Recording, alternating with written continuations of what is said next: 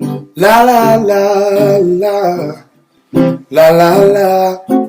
Inspired by true events, the greatest podcast to be broadcast into your brain.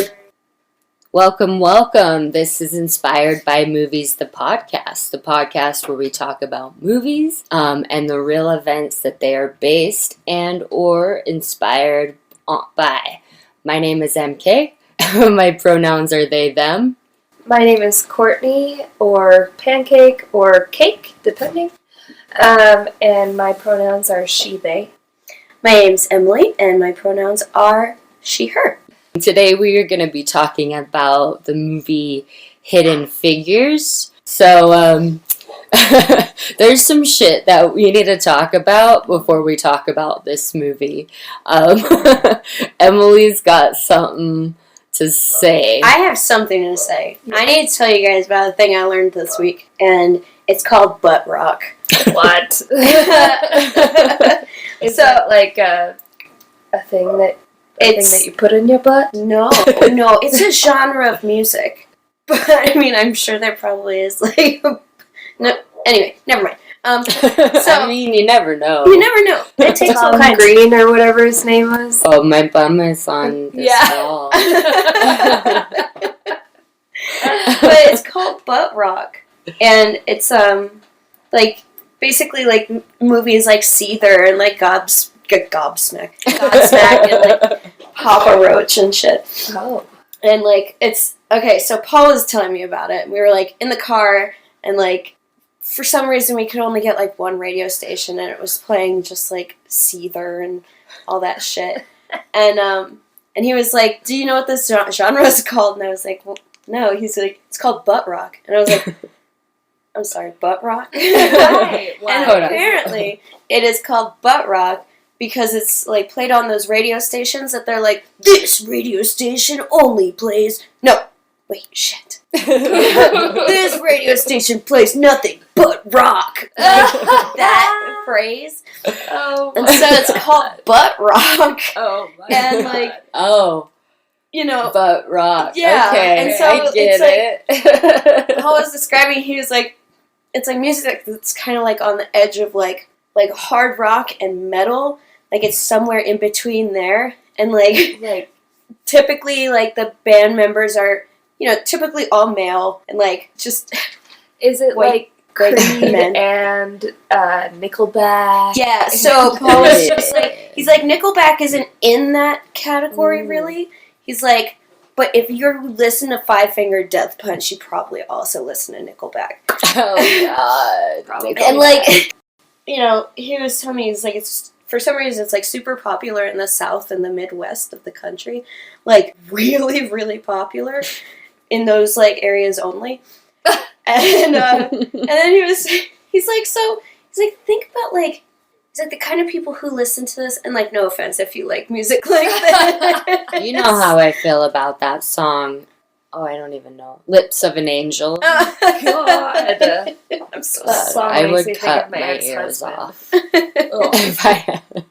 But like Paul's like he's like, when you think about people who like this, really, really like this kind of music, like you think of like your next door neighbor who's a cop, who just like is like, this is his favorite, like his favorite band is like fucking Shinedown or something. Shinedown. Or they wear like, or they had what's Affliction. Yeah. They wear Oh, Affliction Jesus. shirts. Like and rhinestone Rhinestone butt pockets. Yeah. That's not really a thing anymore, though. Oh, Like it's that. a thing. It is? I Yeah. haven't seen it in a real long time. Well, I guess you haven't lived here for very long. Yeah. That's true. I feel like I've seen it a few times in my wanderings about this town, but also the guy from Ghost Adventures. Oh, Oh, fucking Did you hear that? Zach Bacon. Yeah, he fucking loves Affliction. Oh my He's all God. about that shit. But yeah, I just thought I wanted to share that with you guys because it made me laugh, and I thought Yeah. you guys would So, enjoy it as well. That is It's fun. actually, like, if I were to type in butt rock, like, Hang on, stuff do would... it. Try it. Careful. Honestly, Alright, Paul made it sound... And I defer I to mean, him. he's a musician. He's a musician.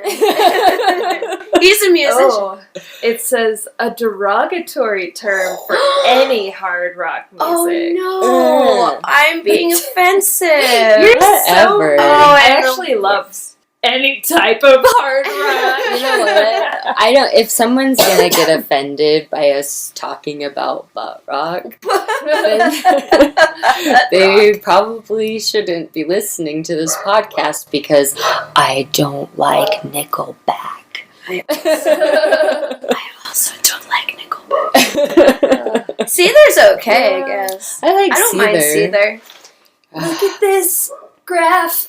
There's a graph. A graph of butt. That Oh, meme this is- where I was he's like, holding there's a graph. It says, Look at this graph. Oh, Yeah. I get it. So- It's clicking. Oh, I'm a little it's slow today. Damn. It's okay. It's just I did have a headache. yeah. Examples of butt rock bands include Five Finger Death Punch, Hey, 3 Days Grace, 3 Days Grace. Buck Cherry, Nickelback, Disturbed, and 3 Doors Down. Disturbed. I Doors like Down, Disturbed, really? though. Really? I guess. 3 I Doors feel like Down. 3 Doors Down isn't heavy enough to be butt Right? rock. Yeah. I like their one song that they The have. one. Well, that was on Urban Dictionary, so Okay. who knows? That's- Urban Dictionary is more like opinion rather than fact. I feel like Nickelback. Nickelback.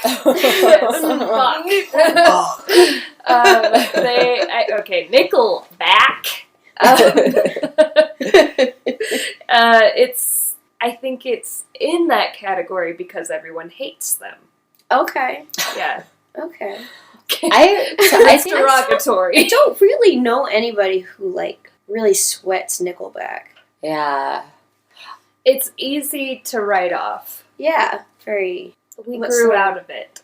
Yeah. That's Sorry, what I I feel interrupted you. No, you're good. One time I was like at work talking about how much I didn't like Nickelback.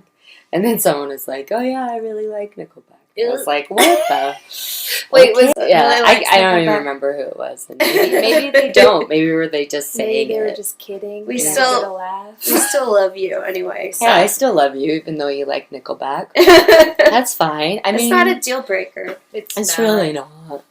Could be worse. Hinder though, deal breaker. Mm. Which one? Hinder. I fucking hate that song. I don't know why yeah, I hate shut it it so down. much. Shut it down. No. How do you guys feel about Creed? Creed? Oh. No, thank you. Creed is Some I feel like Creed's Jesus butt rock. Creed. Yeah. Oh, butt rock. Yeah. I had Christian friends in like high school that loved Creed. Really? Yeah. Is Creed like a Is it- Christian? is it Christian? Yeah, band? they're a Christian band.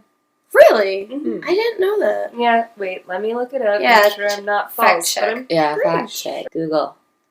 Let's Google it. Google, ask Uncle Internet. They don't sound Christian. No. They're like one of those ones. Well, the same with like fucking. What was that one that was like really big? There was a rapper that I found out was Christian that I was like, What? Fuck. Christian What? What rapper. were we The talking about? band. I'm trying to think of that band that was like really popular. I think it was like junior high or something. NF. No. Sorry, that's Oh, who sorry. I was thinking of. Really Sorry. popular during. Well, I'm like. That's not too big of an age difference. I like just thought about it the other day too. I was like, when the fuck was the last time I thought about that band? It doesn't matter. It'll come to me later and then. Yeah.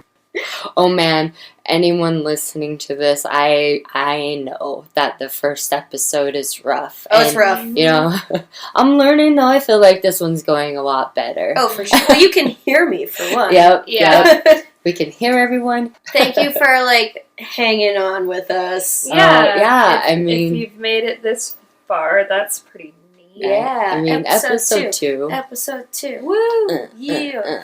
Wait Um, until we've got this like into a groove. Mm. I'm into Yeah. that. I'm waiting for that. That'll groove. be a good time. Yeah. I know. We're still in the, those beginning stages. But that's good. That's fine. I already feel like a lot more confident in this episode than I did in the first. Oh, so heck yeah. back on track. So the movie that we're talking about is Hidden Figures. It's a movie about 3 black women who used to work at NASA, and they were like, had a hand in getting our homies into space during the space race. Yeah, we're going to go into each of them, but they're starring Taraji P. Henson, Octavia Spencer, and Janelle Monáe. But first, before we get into this, since this movie is like right smack dab in the middle of the space race, I'm gonna talk about it a little bit because it's like, quoting Ashley, it's Petty Magetti. It's wacky. Seriously, fries. they're like, I'm gonna build. I was just like watching this movie and I was like, just. Yeah, no, I was just blown away, flabbergasted by just like grown men being like, "Oh, well, they're gonna beat us to it," and I'm just like, Dick measuring. yeah, pissing seriously, contest. they're like A cockfight. right, they're like. But the space race. So after World War II, the Cold War conflict began between. I just like copied this down, but the democratic capitalist U.S. versus the communist Soviet Union. I just thought that was a funny like, capitalist and communist. So this started in the late 1950s. After World War II, and like nuclear power became a thing. And like as like science advanced, space really became like another like dramatic era for this competition. I just felt like my feelings from reading on this, it was like whoever won space wins the world.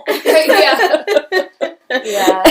Well, I mean, the current win space race is... Yeah. Yeah. I was like looking up, when I was looking up space race, like there's an image of like 2 astronauts like in space, like running.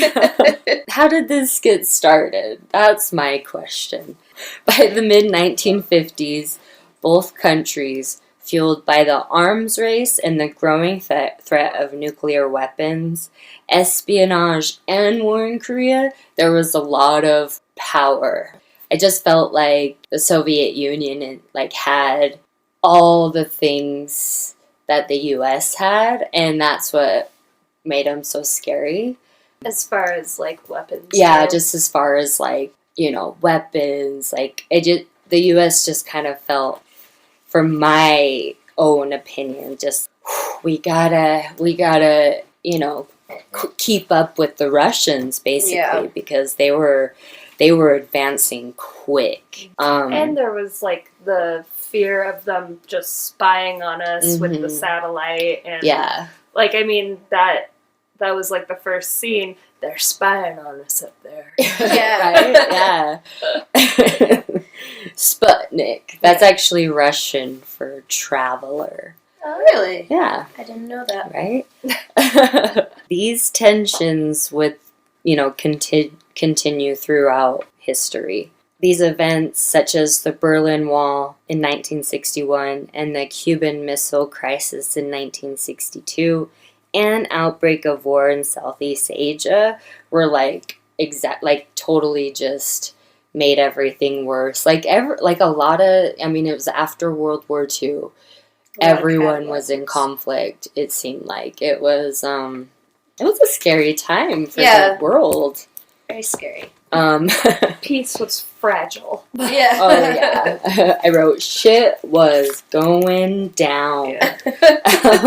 That's just an understatement. Like seriously, I feel like after World War II, people were like, "Okay, we gotta beef up our military." Yeah. Right? And, Yeah. Like put all of our taxes into it. Yeah. You know? Yeah. Nuclear. Yeah, and I feel like, because World War II was the use of, like, the first use of nuclear power, right? Mm-hmm. I feel like that changed everything. Once they figured out that they could do that, it was fucking on like Donkey Kong. Yeah, Like that is the only way.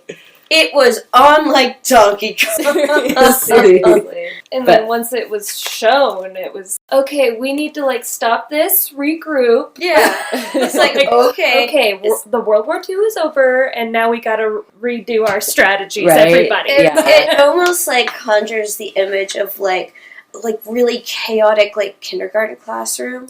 Where, like one kid started screaming, and so another kid wanted to be louder than the other kid, and so now everybody's screaming, and you have to be like, okay, everybody, go to the rug, it's circle time, we're gonna be quiet, like, and start from scratch. Yeah. Well, and, like, then it's like, get those weapons going. Yeah, all the countries, I feel like every country involved in World War II, like, really showed what they were capable of as far as weapons. Yeah. Again, whoever wins space wins the world. One ring, two... No. So on October 4th, 1957, a Soviet R-7 intercontinental ballistic satellite, the famous Sputnik, aka Traveler in Russian, that was the world's first artificial satellite and the first man-made object placed into space. And that was the Soviet Union. And the U.S. was pissed. No one, like, they were pissed. Do you know what's going on with Sputnik? Is Sputnik still in space, or did it land and it's in a museum somewhere? Oh, that's probably something I should have looked up. I'm gonna do a little goop. Let's see. The U.S. went into warp speed. Trying to beat the Russians. Like, the satellite that they put in, it, like, fucked everyone up. Like, like in the U.S., that, like, everyone was just like... They're like, our world as we know it is completely different, and we're all being spied on. Right? Yeah. Exactly. I did find where Sputnik is. Okay, where is and it? I feel stupid that I didn't automatically know this, but I kind of guessed it is in a museum. I had no idea. It's at the Smithsonian. Oh, well, yeah. That makes sense. That tracks. Well, I mean, I didn't know either. But it's another reason to want to visit the Smithsonian. Hell yeah. It's funny that it's here and not in Russia. Oh, I thought you meant the Smithsonian. Well, in the U.S. Colorado. I was like, not in Colorado. It's not. They're like, what? I don't know. That is Smithsonian. What? That is odd that it's, like, present in this country rather than in a museum in Russia. Yeah. That should be a whole nother story. Yeah. Like, how did it get here? Maybe it, like, crash landed in the U.S., so it's like, it's ours now. Maybe it's just another Petty McGetty ship. Yeah. The U.S. is like, haha, we have your satellite, bitch. Like, yeah. We're not giving it back. Seriously, like, it really is, like, this whole thing, it's cool because it, like, started a lot of advancement, but at the same time, it's like, like a pissing contest. You know, well, you did this, so I'm going to do this. So, in 1958, the U.S. launched its very own satellite, and it was called Explorer. Explorer 1, and it was designed by the U.S. Army. That same year, Dwight D. Eisenhower signed a public order creating the National Aeronautics and Space Administration. NASA was born. NASA. Bouncing baby NASA. Yeah. Oh, little NASA. I know it. But before it was the NACA, which is National Administration Committee of Aeronautics. Am I saying that right? Yep. That actually was very impressive because I had that written down, but I didn't actually write down the words, just the NACA, and I was like, I would help you, but I don't remember the words. I just know the last one is aeronautics. Right. I made sure that he also created 2 national security programs that would operate simultaneously with NASA. So kind of, like they always kind of work together. One of them was the CIA. And then there was a new one that he created called the National Reconnaissance Office, which was codenamed Corona. What? Yeah, but everyone obviously knew about the CIA because that was around forever. But nobody, this was like the National Reconnaissance Office was kept a secret until the 1990s. So where does NACA fall in there? The NACA? I'll get there. Oh, okay. Sorry. The organization codenamed Corona, it was actually used together until on the Soviet Union and their allies, so like reconnaissance spies. Secret shit. Yeah, I know. In 1959, things start heating up. The Soviet space program took a big step forward with the launch of Luna 2, the first space probe to hit the moon. And that was like, man, the U.S. was just right behind. Like, like the Russia would do some, like the Soviet Union would do something, and they would be like, oh fuck, like, God damn it. And then on top of that, Or what was the line? That fucking dog. Oh, yeah, that goddamn dog. I think The he says goddamn dog. goddamn dog.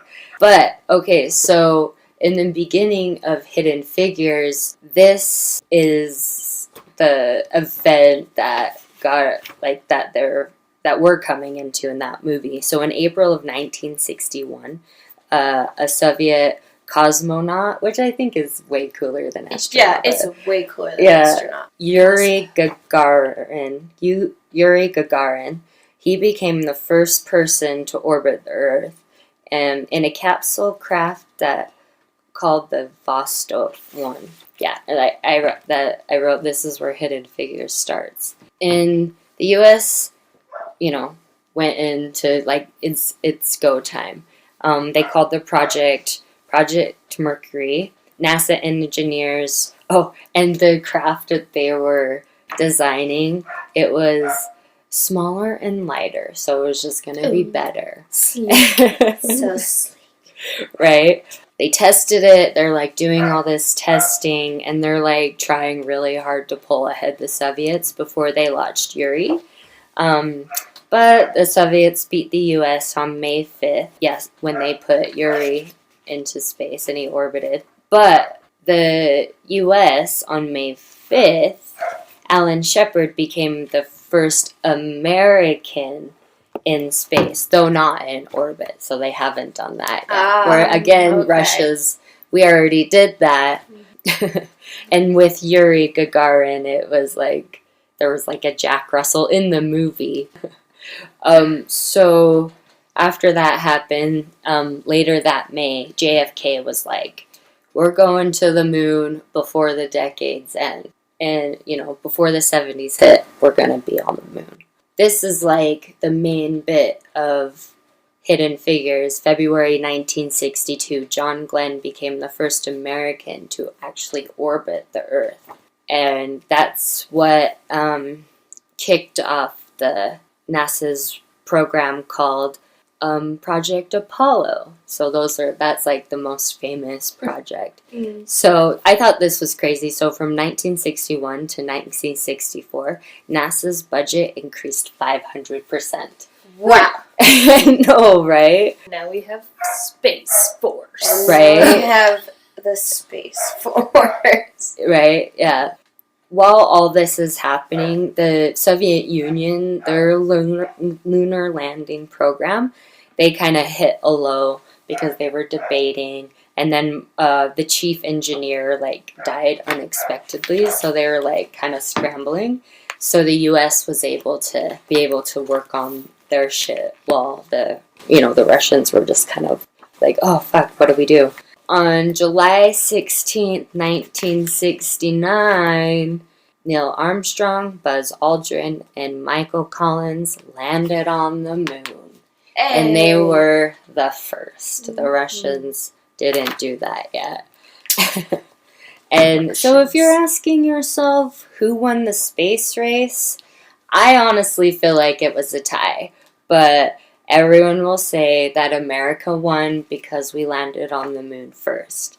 And that's debatable. Yeah, but Russia. But we're not gonna get into that. Yeah, conspiracy theories. Oh yeah, I know. Let's get my mom on. But like the U.S. got to the moon first, but Russia got to space first. So, in my opinion, I think it was a tie. Sounds like a tie to me. Yeah, and both of that space race, like as like petty as it is, it really advanced a lot of stuff for science. But yeah, that is the space race. It's really interesting. I never actually like looked into it, and it just reminds me of like you were saying, just like a chaotic kindergarten class, and I want this toy, or like be like, who's gonna play with this toy first? Like you have to share outer space, okay? I know, right? It doesn't belong to anybody. I know. I mean, it's crazy that like power, like the people, like obsession with power has like literally gone out of this world. Yeah. Where it's like, you can't claim space. You can't. But they're sure gonna try. Right. I mean, we put our flag on it. That means the whole moon is ours. The entire moon. Yeah. Ugh. Hopefully the Russians will like be the first to go to the dark side of the moon. Oh, hey. I wouldn't say hopefully, because that sounds like a lot of drama. I know. It's like everyone. Just a whole new space race. Right? I know. It's just. Yeah. I feel like the U.S. versus the Russians is a thing it's going to be forever. You know? U.S. democratic capitalism versus Communism. Deal with it. I'm just imagining a big game of capture the flag. Hey. Yeah. Every country is just like landing on the moon and stealing a Stealing flag a and Right. Or like putting theirs. There's that like one, oh man, it's like this one island that's between like Canada and I want to say like Denmark or something like that.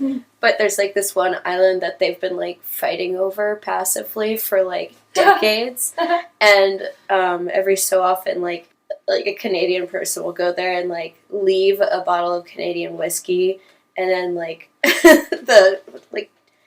whatever other country is, they'll like show up to this island, they'll take the whiskey and they'll leave like one of their like kinds of liquor. Oh, And it's just like back and forth. Where's this place at? I don't know. I need to find out. Right. Let me look it up. So while she's looking that up, looping back around to the movie. So Courtney picked this one this year, so I'm gonna let her take lead on it. This episode. We do one episode a year. Yeah, one episode a year. But yeah, so I'm gonna let her take point on that. I fucking love this movie. I truly just kind of all teared up. It's an amazing movie. Yeah. But I got the answer to your question. It's Hans Island. Hans Island. And what are the two countries? Canada. It's Canada and Greenland. And Greenland. Denmark. Okay. A theoretical line in the middle of the strait goes through the island. I'm gonna go there and drink their liquor. Be like, sorry. Whose liquor at that time? Yeah, I'm like, whatever liquor is there. Whatever is there. Main article, Whiskey War. The Whiskey War. Let's see. Whiskey War. That's. I feel like that's like their version of a space race. Resolution efforts. Both countries agreed on a process in 2005 to resolve the issue. Oh, where is it? I'm so sorry. In 1984, Canada provoked Denmark by planting its flag on the island and leaving a bottle of Canadian whiskey. The Danish Minister of Greenland Affairs came to the island himself the same year with the Danish flag and a bottle of schnapps and a letter saying, in Dutch, "Welcome to the Danish island." Wow. They're just mad. People's egos. Oh, it's They're really quiet going practice. for it. Oh, Can you hear them? can we hear the howls? I can. Oh, just It's choir practice. all these. It is the Lord's Day, so You guys get to hear choir practice. they're so talented. I'm so proud of them. I know. They're really just so great. talented. They are special. so talented. Okay. Okay. So, all right. Hidden Figures. Let's. Okay, so I just learned something that Eminem opened up a restaurant in Detroit called Mom's Spaghetti. And they only serve spaghetti. Yeah. I mean, like, it's got, spaghetti. You got spaghetti with balls, spaghetti with vegan balls, and then a spaghetti sandwich, which is just the best. Yeah, spaghetti That's all you sandwiches need. are good. That's all you need. That's all you need. But yeah, and it's in Detroit, and he there's was a picture. there. I want to go to there. I know, right? I just want to go to Detroit. That's another city that I want to visit. Yeah. I just want spaghetti. Yeah, with the picture of him hanging out the window. Yeah, on the opening night of his restaurant, Mom's Spaghetti, he was serving customers. Hell yeah, that's fucking rad. I couldn't imagine. I mean, that would have been way the to best go, day of my man. life. Keep it simple, Right? just like In and Out. You got like 5 items on there. Seriously, And that's then maybe so there's rad. a secret menu somewhere. Yeah. That is, oh my god, that is everything. I thought that was just So good. You're welcome for the facts. Thank you, Courtney. I really appreciate it. The more you know. Imagine, not learning. Yeah. Okay. Okay, We're getting into it. yeah. All right, so Courtney picked this one out, so I'm going to have her start us out. Okay. All right, you want to give us a brief summary of the movie? Yes. All right. I decided to do Hidden Figures. It is based around 3 African American women: Katherine Johnson, who is played by Taraji P. Henson; Dorothy Vaughan, who is played by Octavia Spencer; and Mary Jackson, played by Janelle Monáe. And I am inspired by this story because they just overcame so many things to just live their lives, but also to be in a STEM field, which is historically difficult for women in general. And so it just kind of covers their journey in NASA and how they improved the NASA space program and basically their work. Yeah, and each one had a hand in, getting us into space during the space race. Yeah, and I like that it actually it is about Hidden Figures. It's a story that wasn't brought up. When you think of NASA, you just think a bunch of white dudes. Mm-hmm. And it's not concentrated on the background. And they really had a huge hand in making America go to space. Yeah, absolutely. Yeah, and it just kind of follows their story, and I'm super inspired by them, and I hope that we do this movie justice. Yes. Yes. And sorry if we get anything wrong. Yeah. We are here to learn, Yeah. and I love learning through movies, so here we go. Yeah. Fabulous. So it starts out in 1926 in West Virginia. There's this cute little girl writing on a blackboard and killing it in math. And they talk about the fact that she needs to move up in schooling because at the time, nothing was advanced past the 8th grade in public schooling. So they wanted to move her to a school that could advance her learning because she was obviously such a promising STEM student. Wasn't it she was in 6th grade and they wanted her to go to college? Yeah. Mm-hmm. They were and her dad was like, she's in 6th grade. Yeah, she's 10 years old. And she's just sitting outside of the office, naming all the geometric shapes she sees in the window. That's and amazing. Yeah. But yeah, sorry. No, don't be. Yeah, but it's obvious that she's very impressive. A prodigy. A prodigy. And so they end up moving so that she can go to West Virginia Collegiate Institute, which is on the campus of West Virginia State College. Wow. I guess those little details will come when I'm talking about the real Katherine. Yeah. But then it just, sorry. Go ahead. I wanted to say just another thing I thought was like, I don't know, I don't want to say hilarious, but just really cool. The teachers were like, we took up a donation, to get you settled. And they were all like, you need to do something with this little girl. And I just thought that was really cool. Like, they're just like, she's going somewhere. We need to foster this talent. And and then that was 120 miles that they had to move. Yeah. Just for this inspirational child. But so that's kind of the beginning of the story. It's based around Katherine, but it also touches on Dorothy and Mary. So then the next scene goes to the three of them, and they're in the middle of nowhere, and their car breaks down. And I really love this scene because it really sets the scene. It's 1961, right in the midst of the civil rights movements, protests everywhere.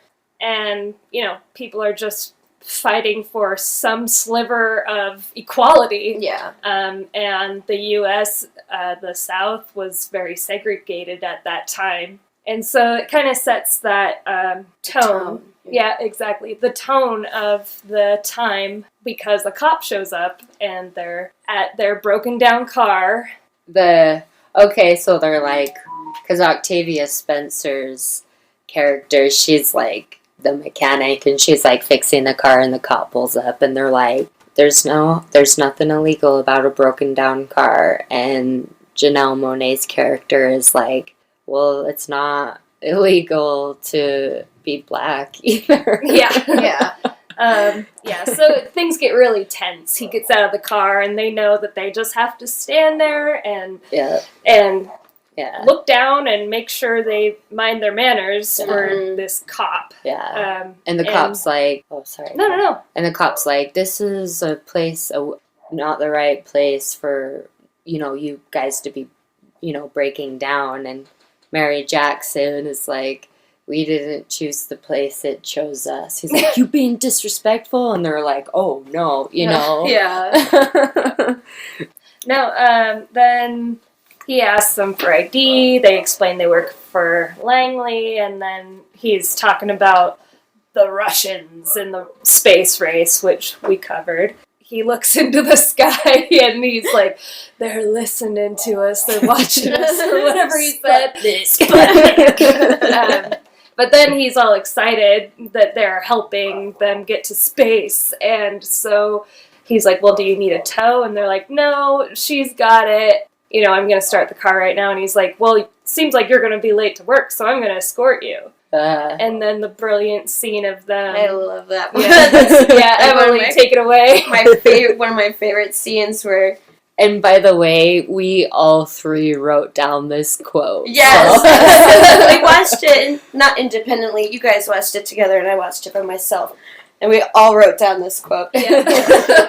Janelle Monáe playing Mary Jackson is driving the car, and she's driving really, really close to the cop. Just tailgating the shit out of him. Oh, yeah. And Dorothy's in the back seat freaking out, just being like, oh my god, like, you can't be driving, like, follow him, not follow him this close. And she's just real nervous that, she's driving really recklessly. And then, God, where do I start? Yeah, right. Katherine says, she's like, dear Lord, I don't even know where to begin. And then Mary Jackson says, 3 black ladies chasing a white cop down the highway in Hampton, Virginia in 1961. That's a God-ordained movie. It's so good. I just love Janelle Monáe so much. Yes. Oh my God. Love her. God. Yes. That movie was just cast so well. Yeah, it was perfect. Can we talk about the cost, like the wardrobe? Oh my gosh. God. And the soundtrack? Oh, I know. Pharrell Williams Pharrell was Williams. a part of that. Yeah. But yeah, oh my God, this movie is Yeah. just... Chef's Side kiss. note, on IMDb, it's only 7.8 stars out of 10. Why? I'm like, what? That's absurd. Yeah, I'm like, oh my God, I can't get enough of this movie. Yeah. I don't know. Some Anyways. people just have no taste. Yeah, people just don't understand.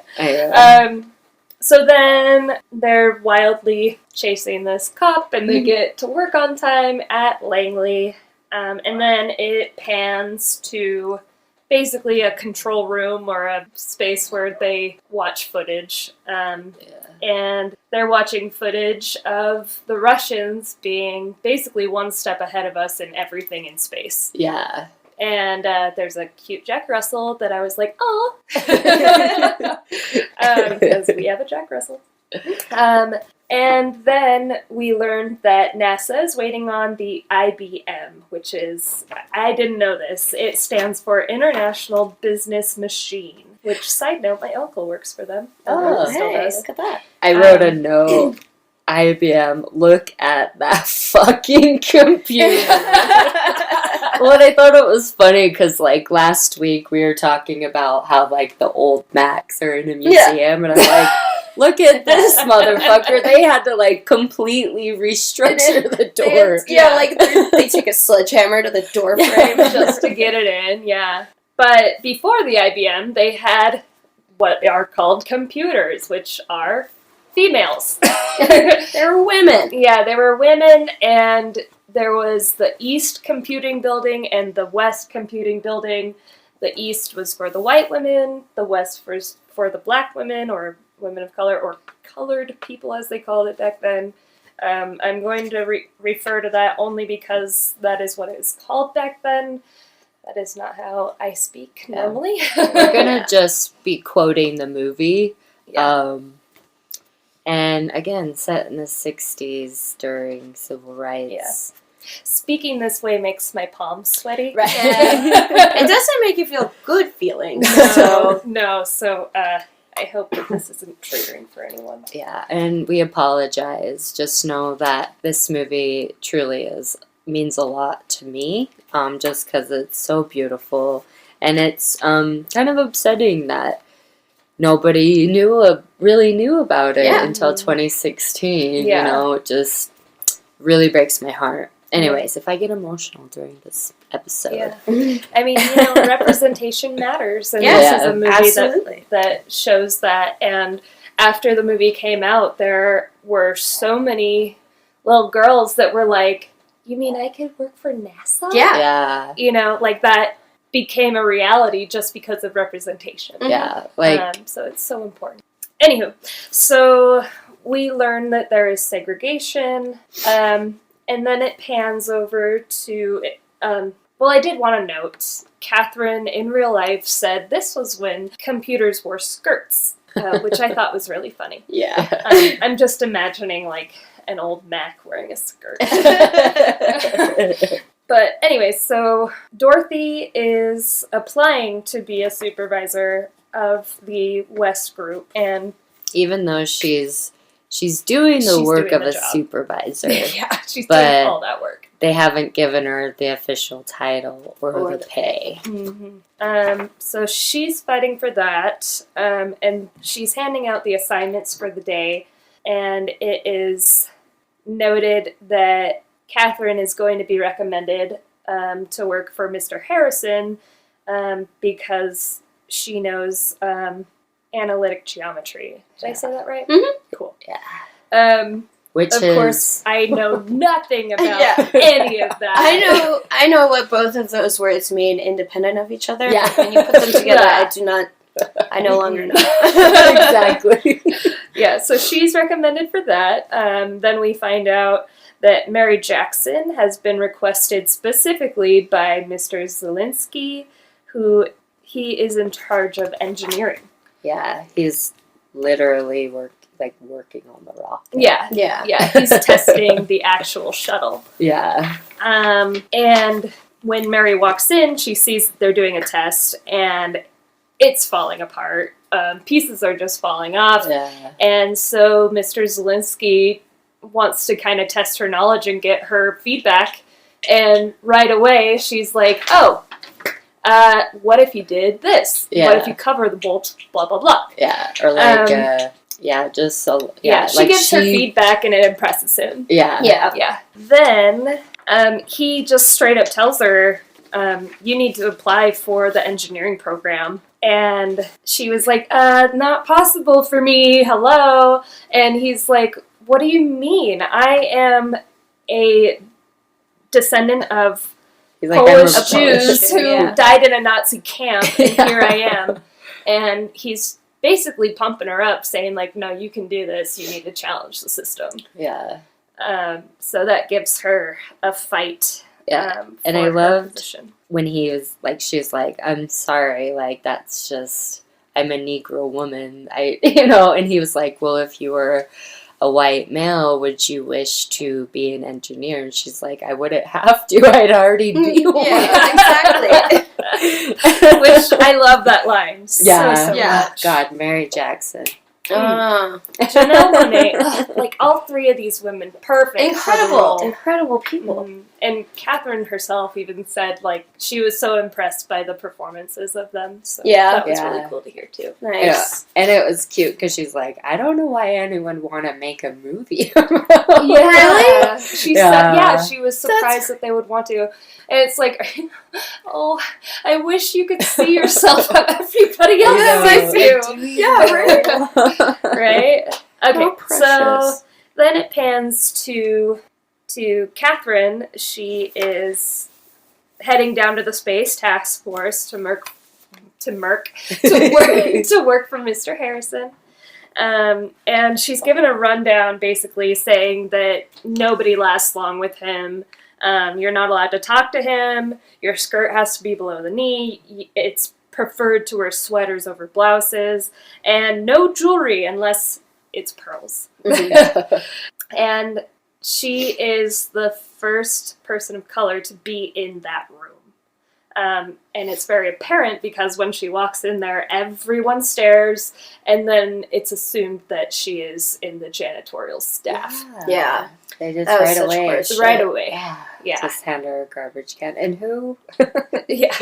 She's like, no, I like how she just like took it and then put it on the floor in the middle of right where she was standing, just put it down on the floor and Yeah. walked away. Like, It was no, like, that's not my job. And I'm not going to do that for you. That's not. Good for you. Anyways, so she right away impresses Mr. Harrison, and He was played by Kevin Costner. Yes. Oh yeah, he Yeah. did a good He's job. such a good job. Yeah, he went to my high school. Oh, did he? Ooh. Yeah, like the first high school I went to, Villa Park, shout out. Yeah. Let's see. So he's so impressed by her just from the short amount of time that they have met and questions that he asks her that he wants her to check everybody's work. And Mr. Shepard, Paul Shepard, played by, I'm just going to call him Sheldon. That's what I just referred to in my notes. Yeah. It's just Sheldon. Right. And that's his actual from name. The Big Bang Theory, right? Yeah, I Paul never Stafford. watched. Oh, Paul Stafford. Yeah, and his real name is Jim Parsons. Sheldon. Yeah, Sheldon. Yeah, we're just gonna be in the last episode. We referred to the Glenn Howerton as Dennis. Dennis. Dennis. We're just gonna do the same thing here. Make Sheldon. it easy, Yeah. He doesn't look like a Jim. He looks like a Sheldon. right? Yeah. I mean, he Love even him. looks like a Sheldon in this movie. Yeah. Yeah. He's No, I kind mean of a like the dick. dude totally like typecast him himself. Right? Also, his character is not based off of a real person. Oh, Yeah. just someone there Okay, for yeah, extra. Yeah, and Vivian, the person that is the supervisor for the East group, she is also not a real person. Oh, And that's okay. played by Kirsten Dunst. That Yeah. was weird. Right? That was I was very like, weird. I she's was like- such a bad person. I was No. like, what was the last thing she was in? Like, Right? has she had any work? And then she comes Yeah. back with Spider-Man? Spider-Man. Yeah, exactly. Yeah. So then, let's see. So she's told to check everybody's work, and then she realizes that she has to pee. And she finds out that in the building she's in, there's no bathroom for, quote, colored people. Yeah. Anyway, so she has to run a half a mile to get to a bathroom in the West building. And, of course, she gets in trouble. Why were you gone for 40 minutes? Yeah. So I want to add that story of needing to pee and going very far away to have to pee actually happened to Mary Jackson in real life. Yeah. But for the plot, they put it in with her. And I think what I read on IMDb... Oh, no, wait, I'll go after you. Oh, I think what I read on IMDb that Jackson was, like, venting to a colleague about it, and then I think it was Katherine Johnson, like, brought it up, and they were like, okay, yeah, we gotta sort this. Yeah, so That's just, then like, segregation became not a thing at NASA. Yeah, especially, like, as far as the bathrooms are concerned. There's that scene where Harrison is just, like, taking anything he can to try and knock down the sign that says colored bathroom. Yeah. But there including the coffee. Including the coffee. Yeah. Dude, that pissed me off. But speaking of the coffee, there's, like, even a detail in that first, like, day that she's in that particular office. You know, she has her mug, and she walks up to, like, the coffee carafe, and all of those mugs are white, and her mug is brown. And I was like, there's just, like, that one detail. And, like, you see all these white dudes in this office are all wearing, like, white coats. Yeah. And then she's just, like, she's dressed so much differently from even the, like, one other woman who works in that office. Right. Yeah. And, like... Which, by the way, her wardrobe is fantastic. Absolutely. I was actually commenting on this last night because they were, like, all standing in Harrison's office, and everyone was wearing white, and the lady in there was, like, wearing, like, a really pale peach. Yeah. But Katherine Johnson was just dressed in, like, this beautiful teal. Yeah. Really striking, and all of her outfits are like that throughout the movie, which I thought was really cool. Just I like that attention to detail. Just like to not only stress the fact that she's standing out on her own just by being a person of color in, like, this environment, but also, like, because she's such a special fucking person, like, making that, like, all these people are, like, kind of cogs in the machine sort of feeling. And it's just, like, this person is so different. Yeah. Like, in the best way possible. Right. They make her stand out on purpose. Yeah. Because she just stands out. Yeah. There's something at the end of the movie that's just... So, let me get back to it. So, she's told to check everybody's work. The bathroom issue happens, and then she goes to use the coffee maker, and they all stare at her. Like... Stare her down. Yeah. She, like, goes back to her desk. Like, you can tell she's feeling guilty for wanting a cup of coffee. You know, because... Everybody else gets a cup of coffee. You know, and there's nothing else for her to use. Yeah. I've actually read an interesting tidbit on IMDb about the coffee... Oh, the brand of coffee that they use. Chock full of nuts. Yeah, that was like... chock full of nuts. So was that... One of the ways that Katherine experiences workplace discrimination is when her coworkers require her to use a separate coffee pot. Whenever the office coffee area is shown, the brand of coffee they use, chock full of nuts, is also visible. The use of this brand in the context of segregation is historically relevant. In 1957, chock full of nuts was the first major New York... One of the first major... I have dyslexia, by the way. We talked about this before, but... We love you anyway. In 1957, chock full of nuts was one of the first major New York corporations to hire a black executive as a corporate vice president. The man they hired, retired baseball legend Jackie Robinson, had made her history by being the first person to break the color barrier in professional baseball. That's fucking right. I love that. I mean, like, No, that's amazing. That is the funnest fact. It's Yeah, that's so cool. yeah, not cool, but that is a detail. Well, that yeah, I mean, pay like, attention to. it's- But yes, It sucks, but also Yeah. good for him. Yeah, get it's it to like your own Breaking. it's cool barriers. for like breaking the barriers in 1957, Right. but also shitty. because that- they're using That's the brand that they're giving her. yeah. To They're make like it using even more obvious that Yeah. you are the outsider here. Yeah. It's just so. Oh, God. I know this Yeah. movie. It's Yeah, it's hard to learn things Yeah. that are not things that you want to learn. Yeah, well, and about. it's just, also like looking at my privilege as a white person, and like, oh man, That this would just be something that just doesn't apply to us. It's just like you know about it, you learn about it. Like I grew up in a very like diverse area in Pennsylvania and the Philadelphia area, going back to Philly. but like, and so like you learn about it, you know about it, and all this other stuff. But then like to like look it in the face, Yeah. it like this To learn is the just like actual it stories. makes like you are aware of like the past, but to see it being depicted so accurately like makes me physically ill. Yeah. hard pill to swallow. The fact that like anybody could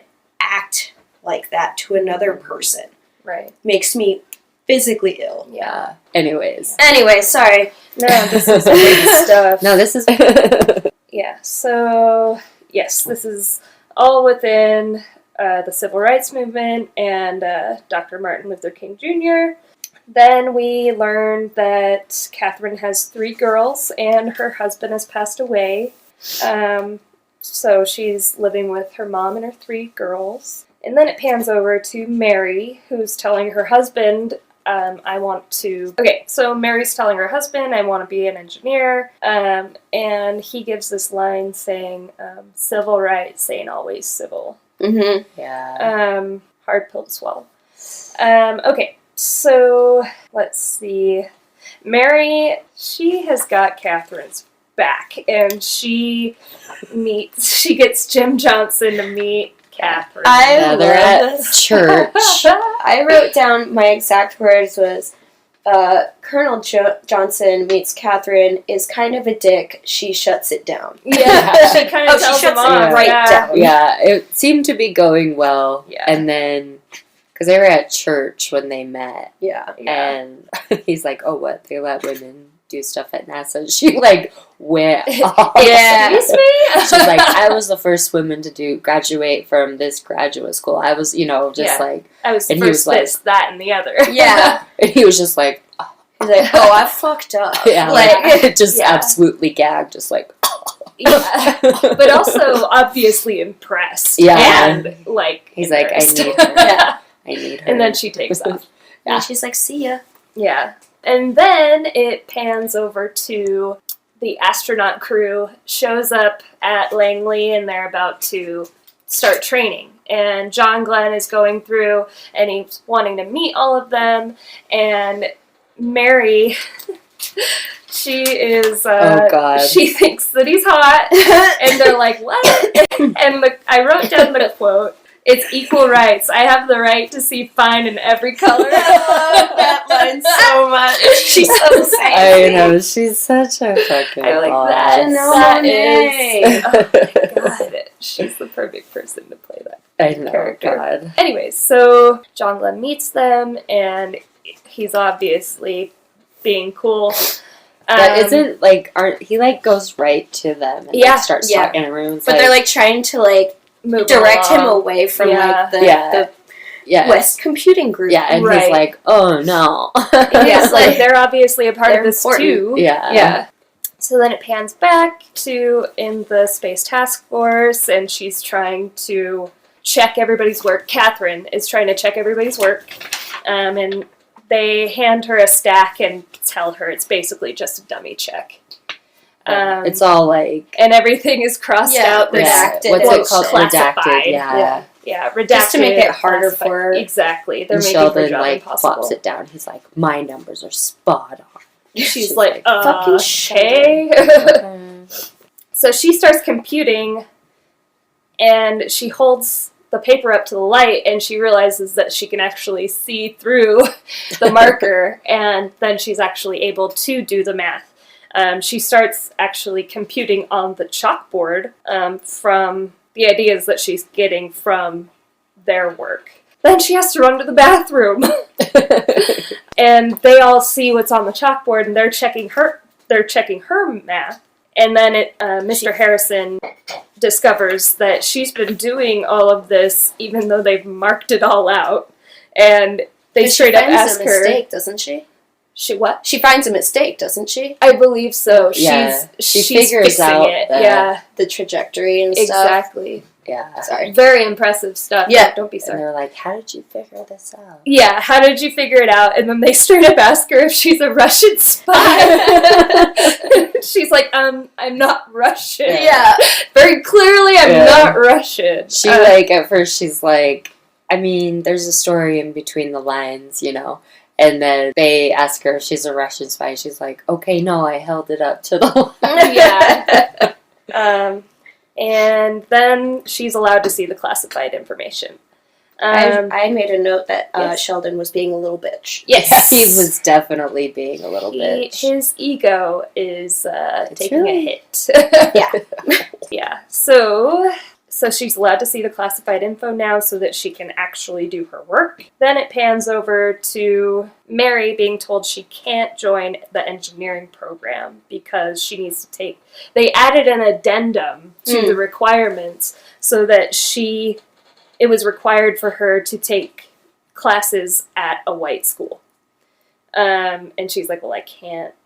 I can't do that. She would need, special permission from the city Right. to be able to do it. Yeah. So she's like, well, I'm going to fight it. Yeah, she's and gonna she go ends to up court. taking it to court, and that's a little later. Oh, She does the damn thing. so She good. does the damn thing. Oh.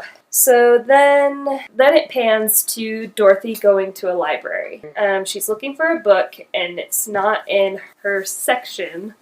So she has to go to the white section to get her book. She has her boys with her, too. Yeah, Yes, she has her sons. young boys, which makes it even more sad. A woman comes up to her and tells her, we don't want any trouble, that kind of thing. And she's like, I need a book. And she's like, well, there's your own section. And she says, the book isn't in my section. Essentially, she gets thrown out, and they're, pushing her and her kids. And she's like, don't you dare touch my kids. Yeah. A security guard straight up Yeah. kicks them out. Yeah. Yeah. Fucking. Yeah, and then it pans to them in the bus, and turns out she stole a book, and she's like, I pay my taxes. Yeah, that whole place is in my Texas. Yeah. She says one of my line that I really like when she's talking to her boys, and she says, "You act right, you are right. Understand?" Yeah. I love that. Yes. The reason why she is looking for this book, it's Oh yeah. It's Because she wants in on the IBM. Yeah, well, yeah, she sees them installing it. And she's like, what is that? And she asks Kirsten Dunst's character. She was like, this is basically the future. Yeah. And Dorothy Vaughan's like, fuck, we're all going to be out of jobs. Yep. So that's the book that she wants, is the... It's like the program. Whoa, yeah. What is it? It's like 4chan or something. Yeah, 4chan. Yeah, 4chan. It's 4chan. It's 4chan. It's the language created by 4chan. IBM. Oh, Programming language. Why didn't I write this down? Yeah, anyways, so she wants to learn because she learns that they're all going to be out of a job once this gets up and running. Yeah. She wants to learn the program then. Yep. And how to... Yeah, so she can teach everyone how to do it. Yeah. So they can all keep their jobs. Exactly. Yeah, because she's a fucking boss. She's a homie. I fucking love Dorothy Vaughan. I was so excited to look more into her. But Yes. sorry. Okay, so then it pans to Katherine shows up to a party, and guess who else shows up? Oh. Jim Johnson. And he apologizes. And they dance, and it's real cute. Yeah, I love it. he apologizes, and she's like, for what? And he goes, I'm sorry for underestimating you. And I'm just like, yeah, you are. Yeah. And she plays a little hard to get. Yeah. What does he say? You're a hard You're a hard sell. sell. Oh, it's so. It was funny because I would just say, like, damn, she is, like, not having it. Yeah. And I love that actor, too. I can't say his name for the life of me. It's Mahershala or something. Mahershala Ali. I love that actor. Mahershala Ali. He was in the Yeah, 4400. He's an amazing What is he in? actor. The 4400. Oh, It was I was great. wondering. I was like, I can't place him. Yeah. I know he's been in a lot. Oh, yeah. He's amazing. Okay, so we can see that that's like kind of, there's some interest there. So then it pans over. They turn on the TV and they see that Russia has now sent a man to space. So at work, they're told, sorry, you're going to be staying late with no overtime pay. Yeah. If Call you don't your like call your it, family now. yeah, exactly. They all like pass around. The Yeah, phone. press. They don't even say family. They say call your wives. Oh yeah. Because, the women are obsolete. Of Yeah. course. But anyways, they were like, if you can't do it, then you're out of a job. So she's staying late with no overtime. The astronauts are starting training, and the shuttle tests are going bad. And then it pans to Mary. She is going to court, and then it pans to Dorothy, who gets a head start on the IBM. Oh yeah. Like She a boss. she like Yes. sneaks in there Mm-hmm. and she She like switches picks things up the book around. and she's like reading it. And then she looks back. She's like, "Well, you're in the wrong place." And Whereas, she like, freaking fixes Yeah, it. I know. Oh my god, makes me so happy. and I love how whenever she fixes something, she says, "Atta girl." Atta girl. And yeah, and like the guys come in, they're like, "It's working," and she's just whatever. Yeah, I'm Whatever, away with you know, mechanics, it's and they're fine. like, Yeah. she just like teaches herself to be Yes. proficient in this machine. Yes. It's fucking awesome. Anyways, I'll get into that a little more. Yes. And then it pans back to Catherine. Again, she's doing her work and she has to pee. She's struggling with that. Yeah. And they keep noticing that she takes off for 40 minutes and Yeah. she's confronted about it. And Mr. Harrison's like, she's always somewhere else when I need her. And so he confronts her about it, and she just tells them off, Yeah. She's like very frustrated, obviously, and anybody would Yeah. be. Yeah, she's like, think about my uniform, and she's like, and all I can wear is like a string of pearls, but I can't even afford them. Yeah. Like it's a really it puts like, it into perspective for all those people, Yeah. Yeah. It's a very emotionally charged scene. and rightfully so. Yeah. So then Mr. Harrison is pretty moved by this and upset that she can't even pee in the building. yeah. So he goes, and she talks about, like, I can't even drink your coffee. Like, Yeah. you don't want me touching the coffee pot. Yeah. Anyway, so he goes over to the coffee machine and tears off the sticker that says Yeah. colored. Yeah, he like unplugs it. Yeah. He's like, what the heck? So then he goes over to the bathroom sign and he is just taking a Wails on sledgehammer. it. Yeah. Goes ham on this Fucking, fucking he's got a thing. crowbar. Everyone's just watching him. Like, Oh yeah, it's a there- crowbar, like there's isn't it? white people on one side and then black people on the other side, and they're all like, Yeah. and he's just going for Yes. it. And then I wrote the quote, here at NASA, we all pee the same color. Yeah. As he's like, I love that he takes the sign with him. He's like, you're not putting this back up. Yeah. But- Then it goes to Jim Johnson. He brings Catherine some soup, and Emily made a cute note. It says, Colonel brings cat and girls soup. Sweet hand-holding occurs. Oh, yeah. And then it kind of shows them, like, they're dating, they're getting it, and he's so sweet. How So he's like, sweet. I think it's about time that we kissed, Yeah. basically, Like, is what he really? says. And my note was, K&J forever, hashtag kisses. I have- Hashtag kisses. Sweet stuff montage with Colonel and Cat plus smoochos. Yes. I know, right? And around this time, Freedom 7 takes off. Ooh, yeah. And that's the first shuttle that they're able to actually get up. Yeah. Also around into this space. time is when the Freedom Rider bus was bombed and they were all beaten. Yeah. Um, And there's like the part where like Mary Jackson gets home and her husband and her kids are watching it. She's like, "You shouldn't watch this in front of the kids." He's like, "No, they need to watch this." Yeah, they need and it's to just know. like, okay, sad things.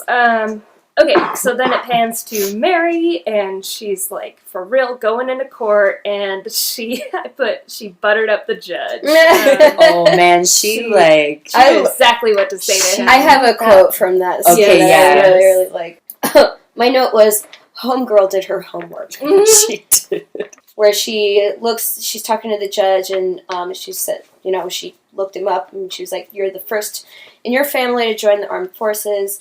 You were the first in your family to go to college, the first state judge to be recommissioned by 3 consecutive governors. Just like Alan Shepard is the first American in space, I have no choice but to be the first, which I can't do without you, sir. Yeah. Perfect. And I fucking loved it. Perfect. And he goes, only the night classes, Miss Jackson. And I'm just like, cool, but also fuck you a little bit. I like but how also, thank you. Yeah, But also, and I like how when she walks out, she's like, "Yeah, like yeah, fucking she's just like, Yeah. rejoicing. Then it pans to Catherine again. She is helping with all this math, and she goes to type up the reports, and she writes her name on it as well. Mm-hmm. And she's told computers don't author reports, and she is told to take her name off of it. Again, Hidden Figures. Mm-hmm. yeah, Let's see. I put Catherine gets to make math happen for John Glenn. yeah. Oh god, She makes up new math. Yeah. yeah. It's inspiring. Yeah, I don't know if is it new math? Because there's Yeah. like there's a moment where like that's ancient, and she's like, "It'll work." Yeah, a little bit later, Yeah. she discovers Oh. that there's a different way to do things, and it's just a really Yeah. quote So she's unquote just old way of doing yeah. math. So she's making up new math, doing old math. Mm-hmm. I have Kat insists to work on math that hasn't been considered yet for Glenn's trajectory Mm-hmm. in the Atlas rocket, and she's given it by Harrison, even though Sheldon's being a bitch. That comes up a lot in my notes. Oh yeah, So- he is a total bitch. Seriously, like he can't get down there. He He's can't smarter even. than her. Okay, so then it pans to the recovery of the Liberty Bell 7, which is a shuttle that Gus Grissom was in. They were able to get him out, but the capsule sunk, which was a big bummer because that was a whole lot of taxpayer money. Yeah, So now they're stressed out. They don't know how to get the capsule down from space safely, and they want the math to be exact and calculate the destination. Catherine seems to be behind on all the math because she's not there in real time at the Pentagon briefs. Mhm. Because she's a woman. And then she basically fights to get to go to the meetings, and Mr. Harrison allows her to be there, and you can tell that it is tense when she gets in that oh room. god. All of this happening in Sheldon, or Stafford. He's still mad about the author thing, and she's like, dude, I did this work.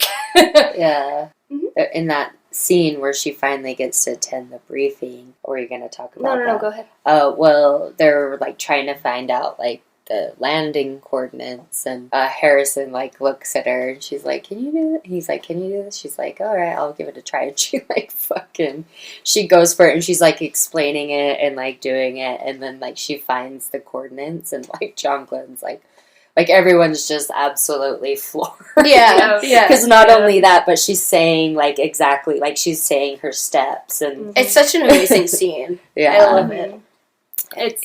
It's awesome. So she proves that she's there for a reason. Mhm. So then it goes back to the IBM. Dorothy is offered a position to be the supervisor of the IBM.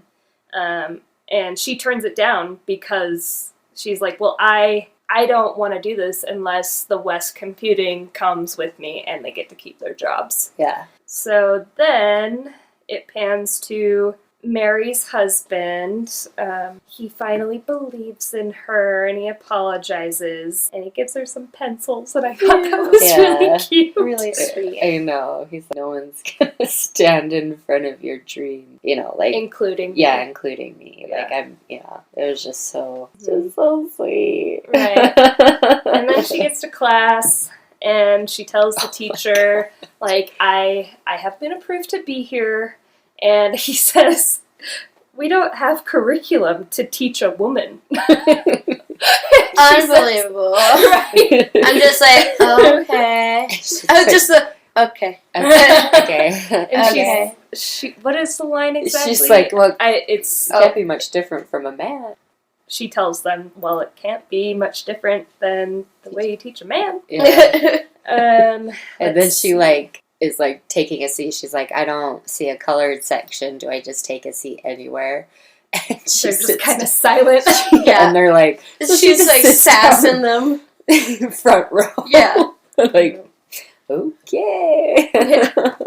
And then it goes back to Katherine. She figures out the math that is considered ancient math. There it is. I wrote down that Baxter is being a good boy with Noonie. Oh God, Aw, he totally babies. had his back. Oh, I'm gonna share this little story Yes. since she wrote that down. So I want to know. our ferret Remy, He's a toddler ferret. yeah, he's a toddler ferret. He's like 1.5.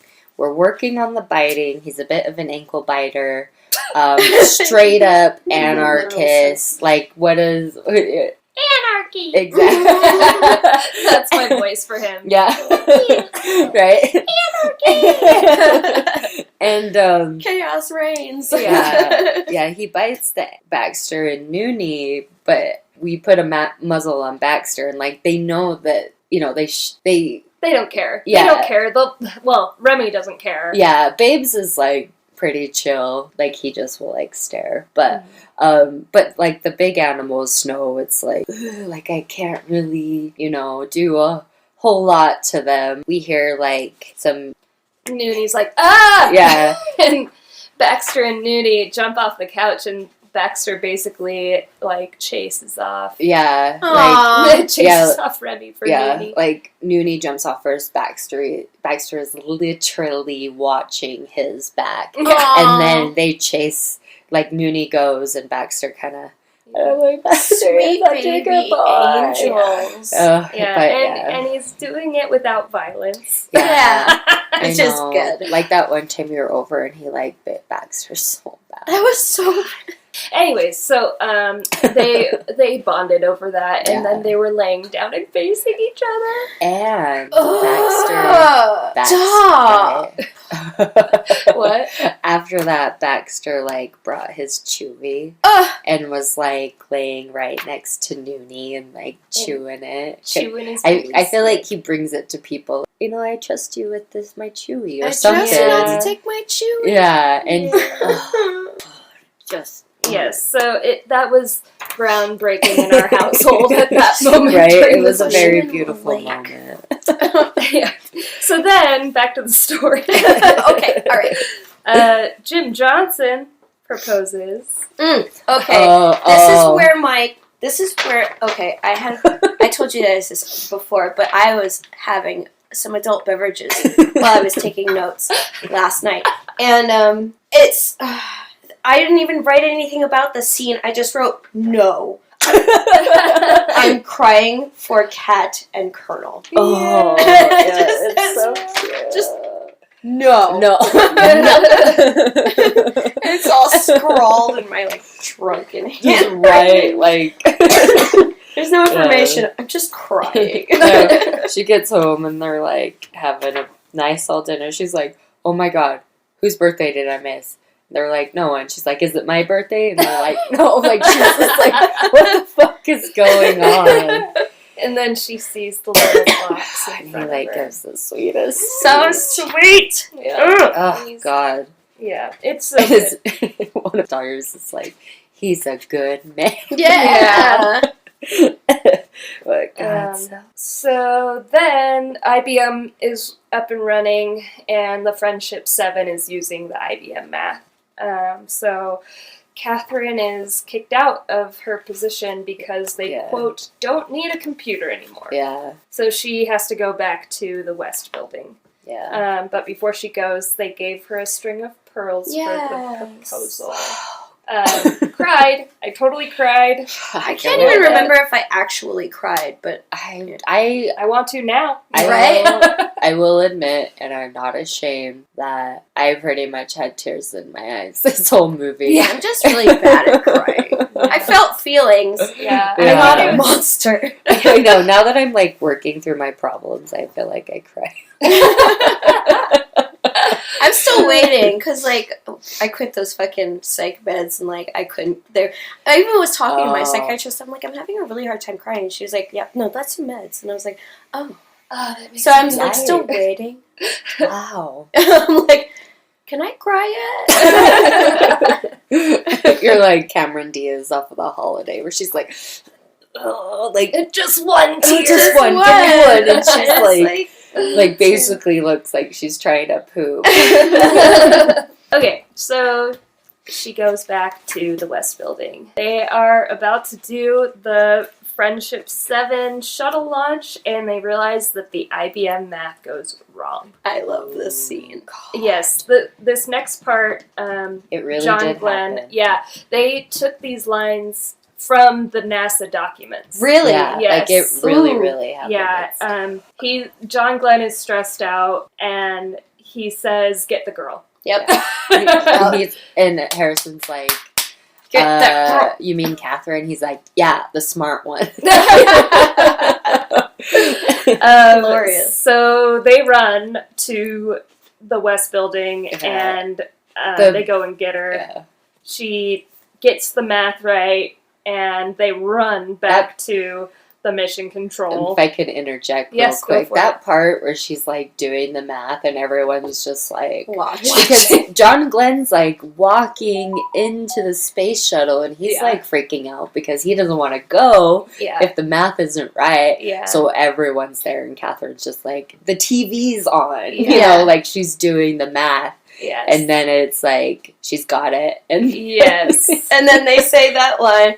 She, like, gets the math right, and then she sits back for, like, half a second. And then, I can't remember who says it to her, but I think it's Dorothy's like, what the devil are you doing? You taking a break? She's, like, up and booking it. Yes. So then, they tell him, you know, she approved it, and she originally was not allowed into the mission control area. And Mr. Harrison comes out, and he's like, get in here. Yeah, gives her a badge. Yeah. It's sad because they, like, close the door in her face, and she's just like, all that, and I can't even. It just, everything, that whole movie, she's just like, She's like, I expected this. I hoped it wouldn't happen, but I expected it. Yeah, and then, sorry, what? I have, in my notes, you can see the roller coaster. She's shut out. She's let in! So many exclamation points. I know. Such a tense part. Yeah. So then, Friendship 7 is a go. They get him up there, and then Friendship 7 gets a warning light saying that there's a problem with the heat shield. They realize that there is an issue, that it could just fall off, and it would just be a fireball. Yeah, and they're like, he's not close to like the no go whole zone thing that basically was all the math. All that math to try and figure out where to get him back into the Earth's gravity, and that part's really intense. Yeah, like very. Catherine offers advice. And she's a huge part of why the Friendship 7 actually lands. Yeah. The part where like shit's happening, like they took her advice, and he like did it, and he's like going to the like go no go, but it's like, he's like, it's a real fireball out here. It's getting real hot. And I'm like, just sitting there thinking, like, He's gonna die. fuck, Yeah. he's in space. He is and experiencing. he is literally looking at his shit on fire. Like, Yeah, on in the a outside. fireball. Yeah, he's literally a fireball in in space. the sky, falling to On Earth. Yeah, and they lose him for a second. Yeah, They lose oh, communications, Jesus and they Christ. think he's dead, and Yeah. he comes back. Yeah. Oh, God. And he lands safely, and I wrote that John Glenn goes on to do 3 more missions after that. Oh, Damn. Yeah, I didn't know. That was cool.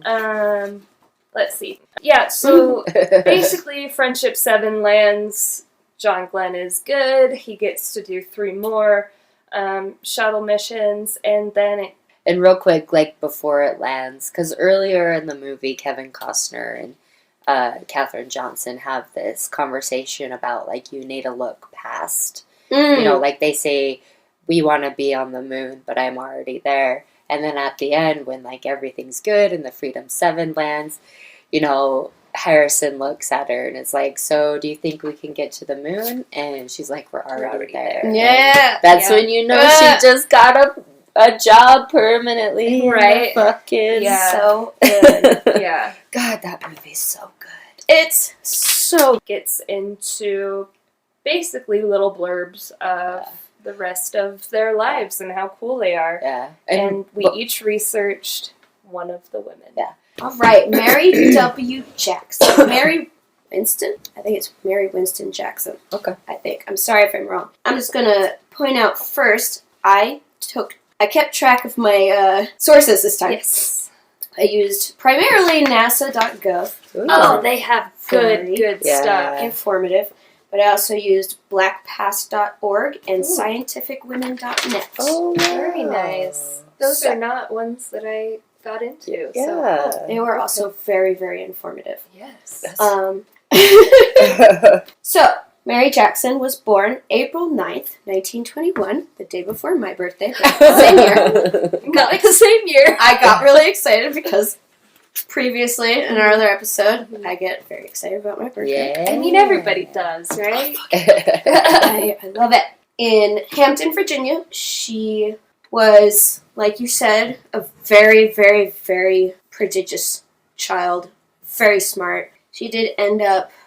So she graduated from the Hampton Institute in 1942.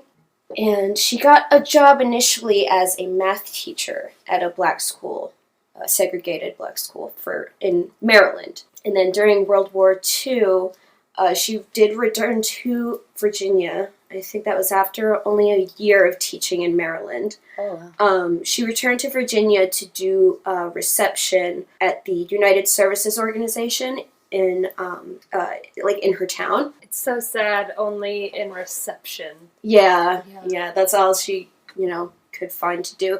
But it was just, her town kind of became a big hub of, military activity Oh. because, during World War II. So she went back to help out with that. She worked as a bookkeeper, an army secretary, and took some time off to raise her first son, or her son, Levi. So before she even went to Langley, she was a bookkeeper, an army secretary, and a mother. So I I was just saying, wow. Wow. Wow. wow. Wow. Wow. The fucking Was it a Wow. cat that they did the wow? the Owen Wilson wow. Wow. Oh, wow. Oh, okay.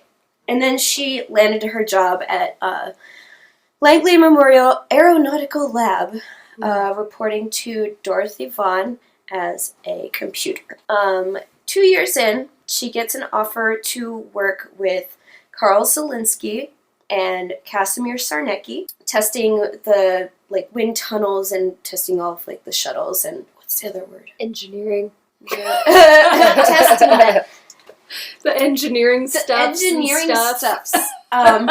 She the wind tunnel testing the shuttles and the the capsules. Or... capsules. capsule. Thank you. Capsules. and just making sure that they can withstand, like, Yeah. re-entry into...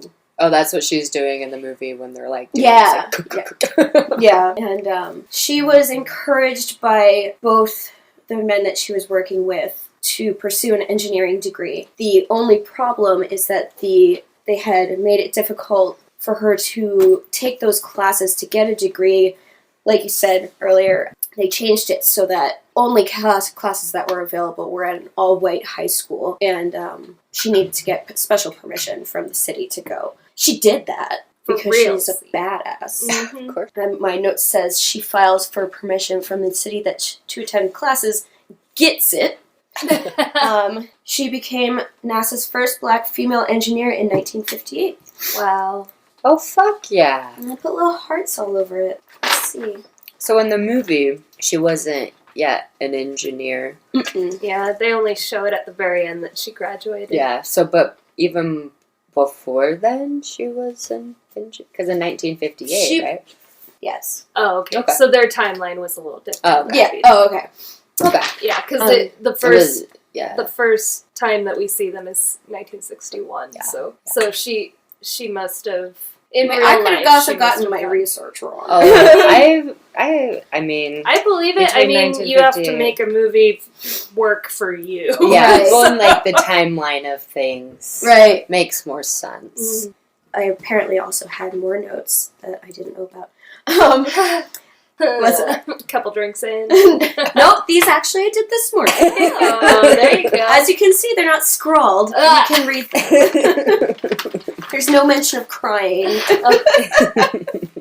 Her focus is at NASA, well, while working in that area that she earned that permanent position in, was understanding airflow, thrust, and drag forces, analyzing data from wind tunnels and real-world flight experiments. Mhm. She co-authored 12 technical papers before retiring. Oh, wow. Mm. And she actually stepped down later in her career to serve as the Federal Women's Program Manager at NASA's Office of Equal Opportunity and the NASA's Affirmative Action Program. Yes. And she used that position to hire more people of color and hire more women and encourage them to further their careers in the STEM fields. Yes.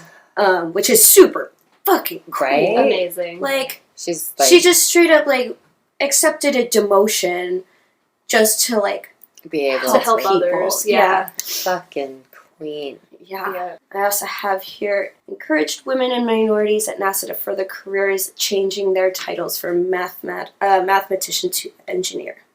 Which That's is cool. awesome. Let's see. Because it was only considered a man's job. Yeah, absolutely. And it was just like that fucking glass ceiling, yo. Mm-hmm.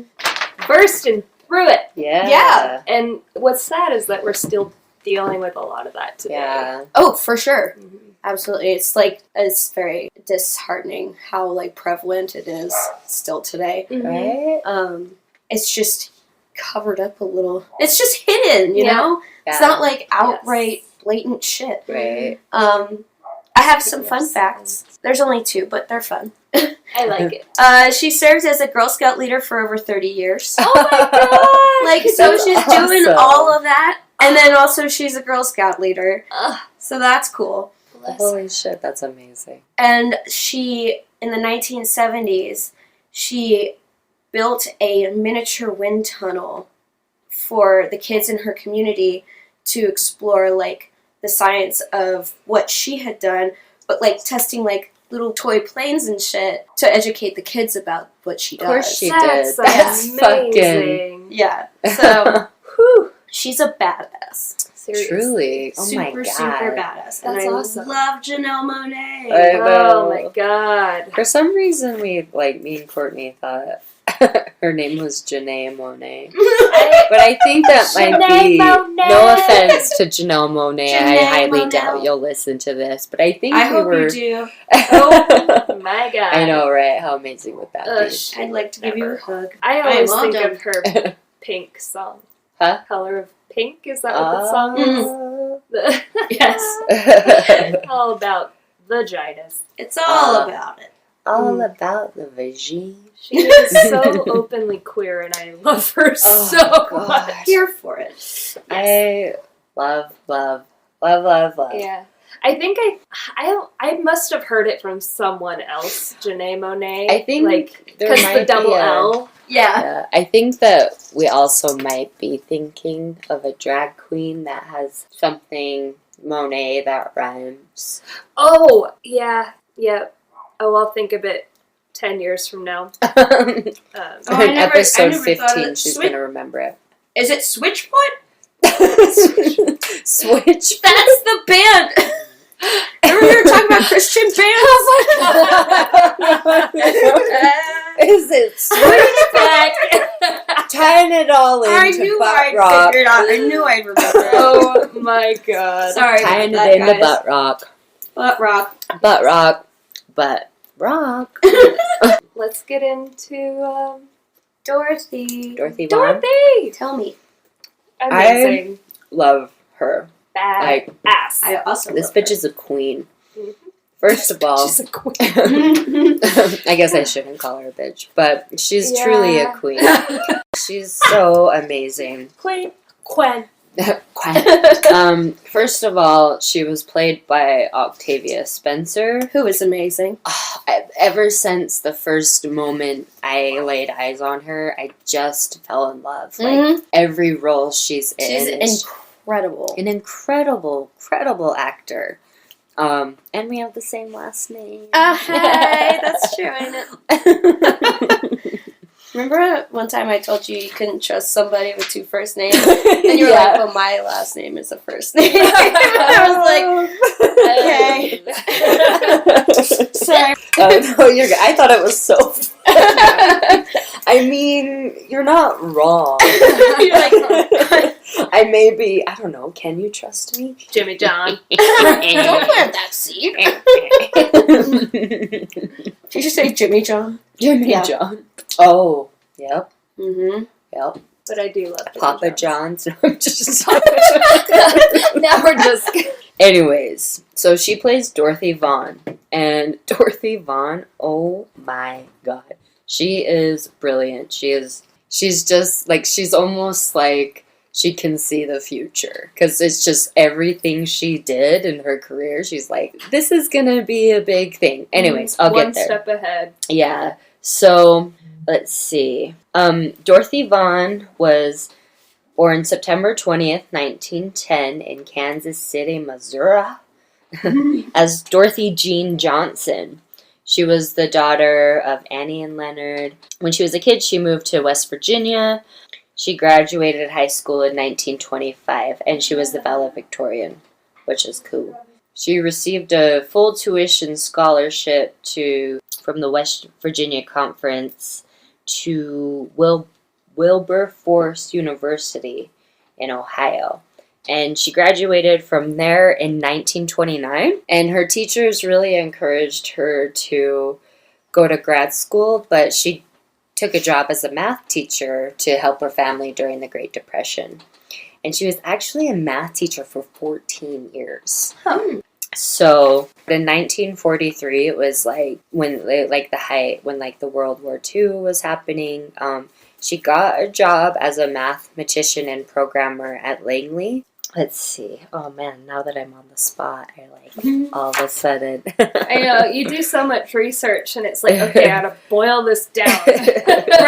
Right. But before that, in 1941, FDR desegregated the defense industry. And so in 1943, as she began her career at Langley.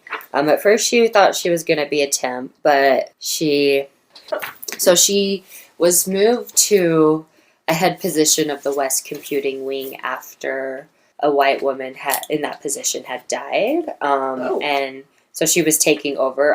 In 1949, she was promoted. Although she was doing the work for it, it wasn't official. So she was the head of the computing, like the West Computing Group, and just like fucking killing it. At that time, it was still segregated, obviously. And she was the head of the National Committee for Aeronautic National Administration Committee for Aeronautics. Wow. Yeah. Segregated West Area Computing Group, as seen in Hidden Figures. And she was promoted, although it wasn't official, and you see in the movie that she's just like doing all this work and she's like getting really frustrated. So, seeing that computers were the future, she took it upon herself to become proficient in the Fortran programming language, and she taught her entire crew this to prepare for the transition because she knew it was inevitable. She's amazing.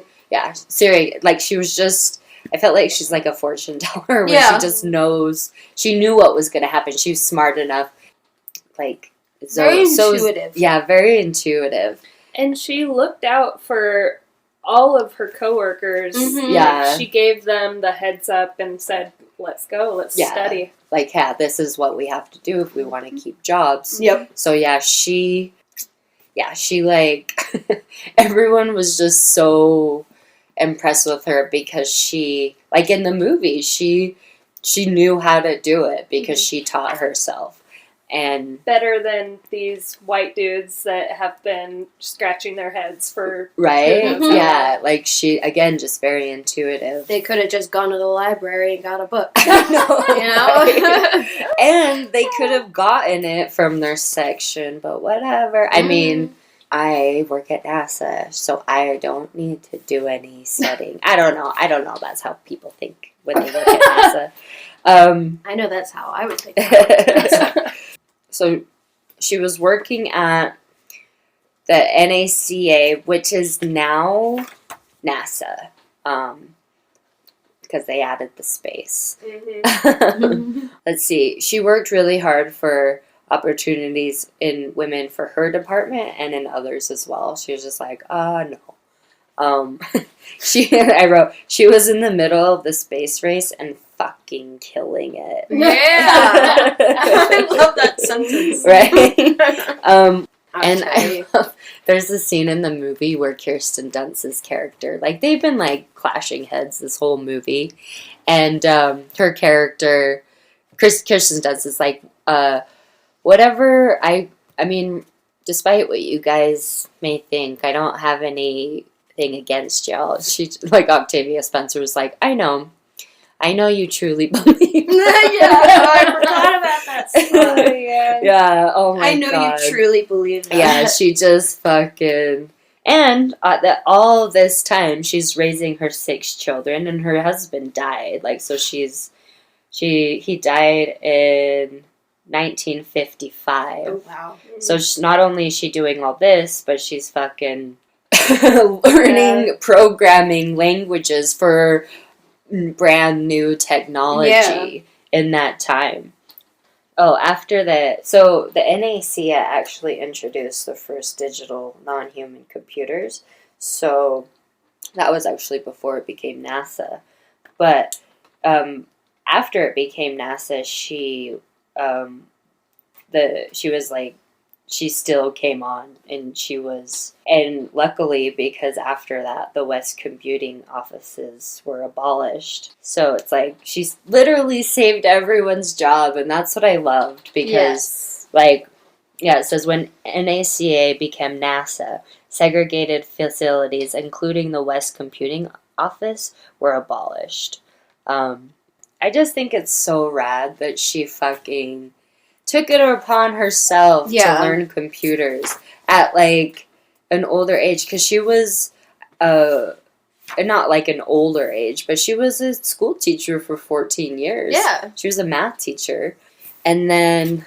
How long had she been working at NASA before they got the computer? Do you know?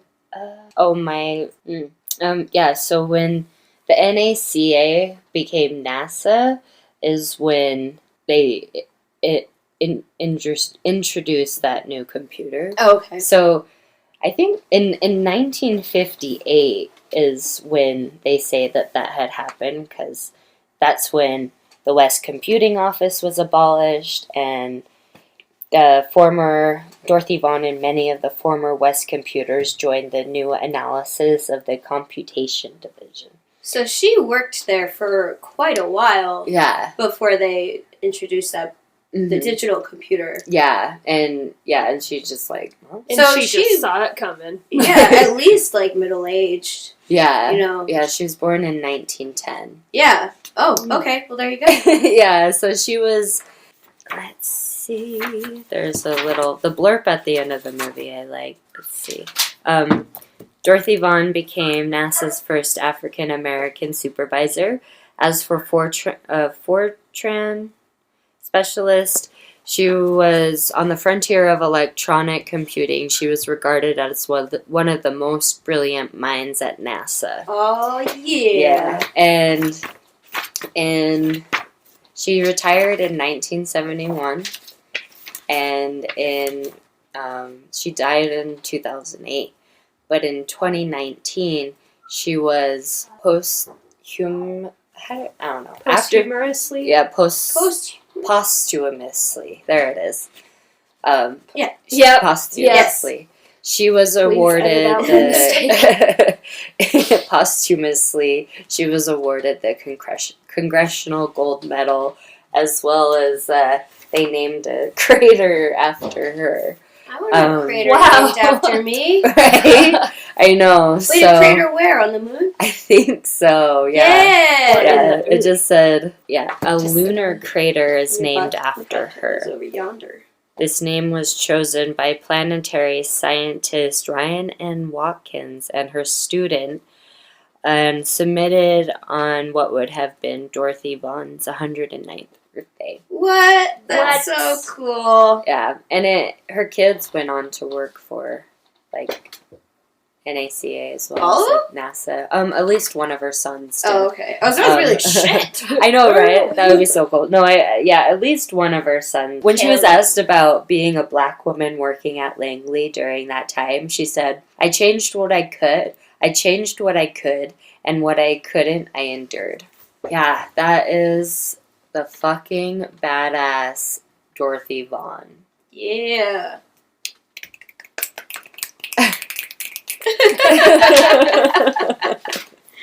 All right.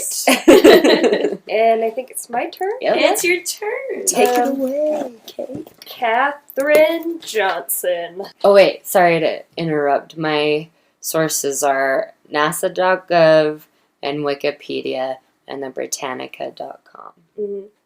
Yeah. All right. Sorry. Okay, so Katherine Johnson, I have so much information about her. So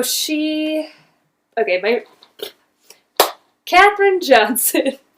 I have a lot of information about her. She is covered all over the internet, but I got information from NASA.gov, Wikipedia, several other. Wikipedia has tons of off branches of their information, so I kind of got it all over the place. But NASA has a lot of articles about her, including paper doll cutouts that you can print out. I want one. Why didn't we print any out? I don't have a working printer right now. I have a printer right there. We should do that after. Okay, so she was born August 26th, 1918, and passed February 24th, 2020. Really? Yeah, that was recent. Wow. Yep, she was the only one of the three that got to see the movie. Oh, yeah. Yeah. Wow. Yeah, and she was presented at the Oscars. Shut up. Yeah, they wheeled her up there.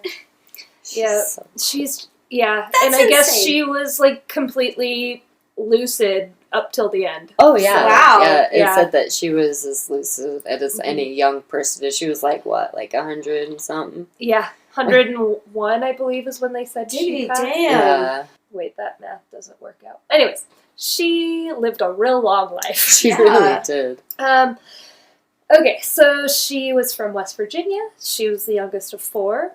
Her mom was a teacher, and her dad was a lumberman, farmer, and handyman. Right. When she showed promise in math, she was obviously very young, and She was arranged to go to high school at the Institute of West Virginia when she was 10. That was on the campus of West Virginia State College, which I covered. She graduated high school at 14 years old. Damn. And enrolled at West Virginia State, a historically black school. And she had multiple mentors, including W.W. Shefflin Claytor. Oh gosh. He was the third African American to get a PhD in mathematics. He added new classes just for her. Nice. Wow. Yeah, that's cool. how advanced she was. She graduated summa cum laude at 18 years old in 1937 in math and French. Oh. Yeah. So, amazing. She was also in a sorority, Alpha Kappa Alpha. Mary Jackson was also in Alpha Kappa Alpha. Yep. Cool. I don't really know much about the know Greek much about system, but I've heard it's really good for networking. Yeah. Yeah. Hashtag Great Life. Yeah. I was never in a sorority. I barely even went to college, so. I didn't go. Oh, I went to massage school, but Yeah. Culinary school. Anyway, so out of college, she started teaching at a black public school in Virginia. In 1939, she married her first husband, James Goebel. She left teaching and enrolled in grad school. She was the first African-American woman to attend grad school at West Virginia University. Nice. She was one of 3 African-American students and the only woman chosen to integrate that graduate school. Wow. And this was because of in 1938, the U.S. Supreme Court case, Missouri ex rel Gaines versus Canada. And that was so that blacks could be provided with higher education, either by integrating into existing white schools or making a segregated black university with high education, that type of thing. So she was one of the first 3 to integrate into this graduate school. So that's amazing. That was very, very impressive. Right. Let's see. She actually left a year in because she got pregnant and wanted to live the family life. When her kids were older, she started work at NACA, National Advisory Committee for Aeronautics. She said it way better than I did. And that was in 1953, under the supervision of Dorothy Vaughan. Dorothy Vaughan. Queen. Bad Yeah. ass. And she soon got a permanent position, like everybody knew. Her first husband passed away in 1956 from cancer. When NACA became NASA in 1958, it was said that she came along with the program. In 1959, she married Jim Johnson. I already said this, but she said that this was when computers wore skirts. And I wrote down, Katherine ignored the gender and racial barriers and asked to be in meetings no women had been before. Let's see. And during that time, West Virginia was still segregated under President Woodrow Wilson's rule. Here, she said that, this is a quote, "We needed to be assertive as women in those days, assertive and aggressive. And the degree to which we had to be that way depended on where you were. I had to be. In the early days of NASA, women were not allowed to put their names on reports. No woman in my division had her name on a report. I was working with Ted Skopinski, and he wanted to leave and go to Houston. But Henry Pearson, our supervisor, he was not a fan of women. Kept pushing him to finish the report we were working on. Finally, Ted told him Katherine should finish the report. She's done most of the work anyway." So Ted left Pearson with no choice. I finished the report, and my name went on it. And that Yeah. was the first time a woman in our division had her name on something. That's awesome. Yeah, and that like scene in Hidden Figures Mhm. where she finally is able to put her name on the report. Yeah. Mm-hmm. Huge, huge. So then later on, she worked on the Apollo 13 moon mission, which I wanted to bring in another little tidbit because we're talking about Apollo 13. Obviously, the movie made all of that come to life for us, but I found out recently, this was a post that has kind of been spread all over the place, but Judith Love Cohen was also working with NASA on the Apollo 13 mission, and she took a paper that she was working on with a problem because Apollo 13 was in trouble. She took her paper to the hospital because she was in labor. She solved the problem and gave birth to Jack Black. I heard about that. Yeah, that's recently come out, and That's I just thought insane. that was so cool. So she called back to NASA with the answer and the announcement of her child. Damn! That is bonkers. Yeah, so inspirational woman all around in NASA. Yeah. Okay, so she worked on... Just clarify that we're going back to Katherine. Yeah. She retired in 1986. She co-authored 26 scientific papers. Yeah. In 1999, she was named West Virginia State College the Outstanding Alumnus. In 2015, she was awarded the Presidential Medal of Freedom. President Obama said Katherine G. Johnson refused to be limited by society's expectations of her gender and race while expanding the boundaries of humanity's reach. 2 NASA facilities were named in her honor in 2016. She was given the Snoopy Award in 2017, which is normally awarded to astronauts. Oh. The Snoopy Award. Right?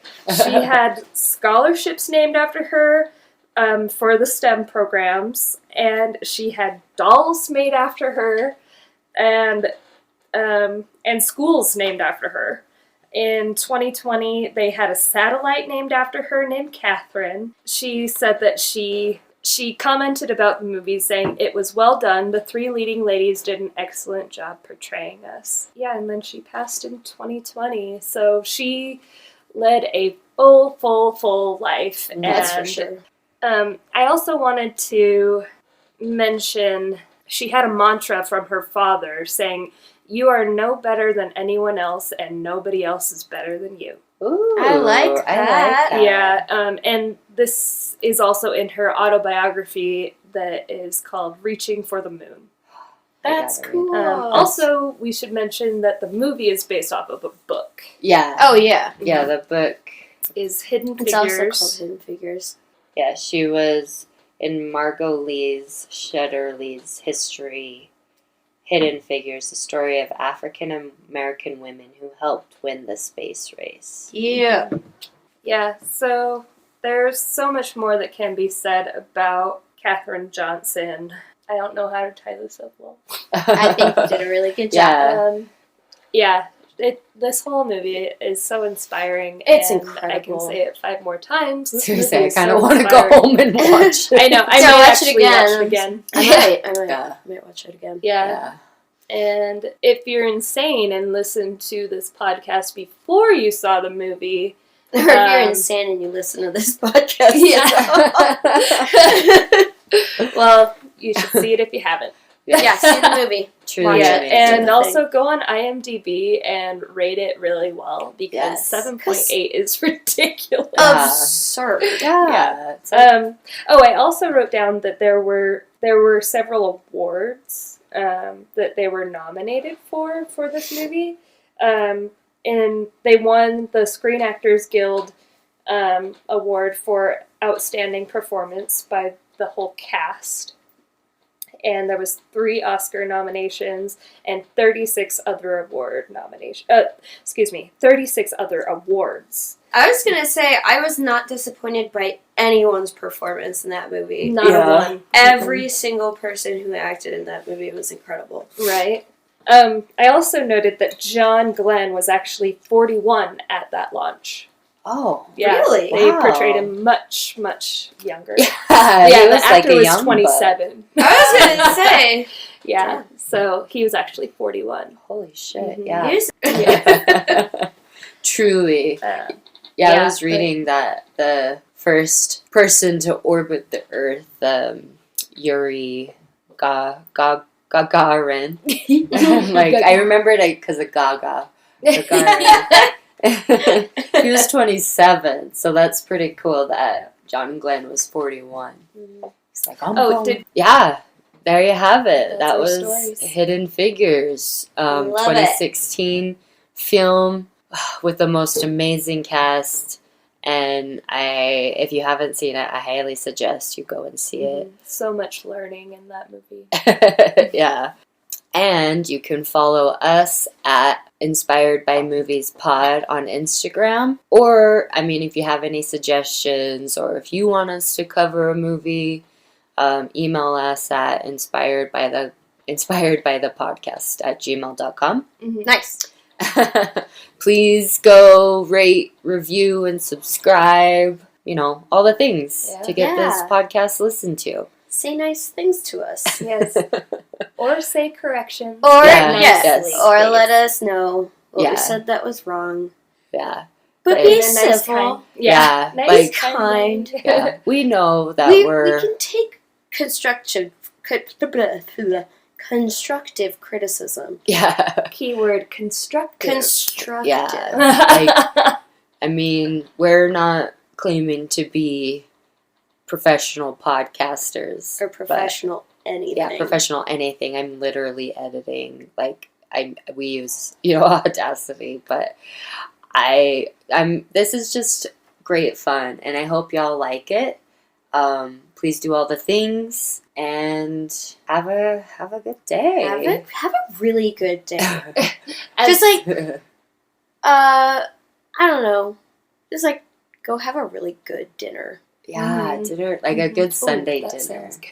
right? Yeah, I'm gonna have spaghetti. Spaghetti. We should do that. As my junior high vice principal always said at the end of morning announcements, make it a great day or not. Or The choice not. is yours. That's cheesy shit. Yep. And All right. one last thing. Bye. Goodbye.